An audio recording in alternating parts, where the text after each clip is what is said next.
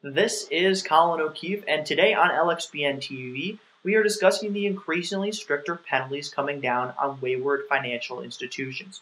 Joining me to explain who's doling out the punishment is Tom Elkind, partner in Foley and Lardner's Boston office and author on the CFSL Bulletin.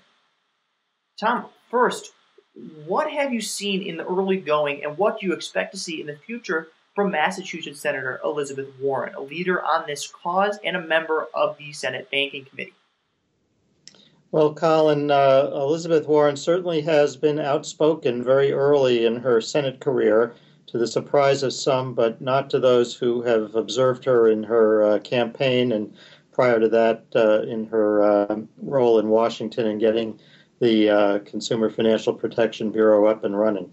So this is a cause very near and dear to her heart, and I expect we're going to see more of the same from her in the future.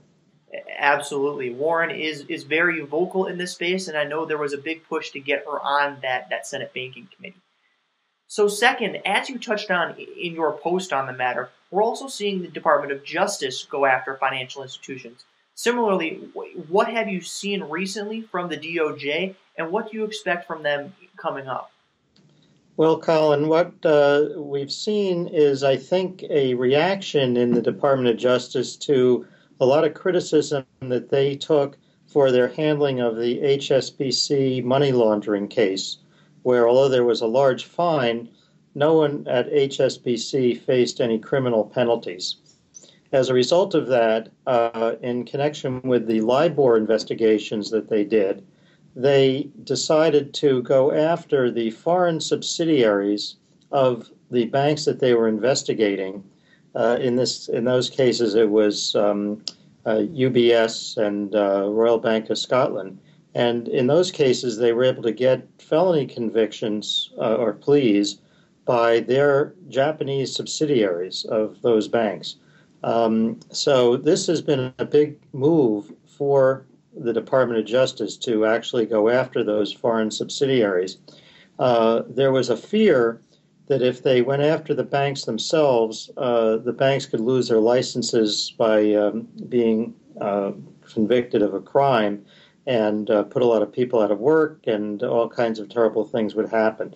So what they've done here is to take kind of a middle ground where they go after a smaller subsidiary that doesn't really do business in the United States, but it shows the banks that they're getting more serious about seeking criminal penalties, and it puts them on notice that more may be to come here. Absolutely, definitely. What will be interesting to watch is, now that these institutions are on notice, will we see stricter penalties the next time something happens? That's right, and they haven't yet handled this with respect to American banks. These have all been foreign banks, and the problem with the American banks is going to be what I discussed before, is are they really willing to take these banks to the brink of serious financial consequences? Of course, this is what Elizabeth Warren has been asking for, is for the regulators to be tougher, to try to get financial penalties against these companies and criminal penalties that will really serve as a deterrent to behavior in the future. Definitely. It will be interesting to watch what happens in the future with both Warren and the Department of Justice. Again, that was Tom Elkind of Foley and Lardner. For more of his commentary, be sure to visit CFSLBulletin.com. And as always, visit us at LXBN.com for more video interviews along with curated commentary from the LexBlog Network's more than 8,000 lawyers. Thanks, Tom. Thank you, Colin.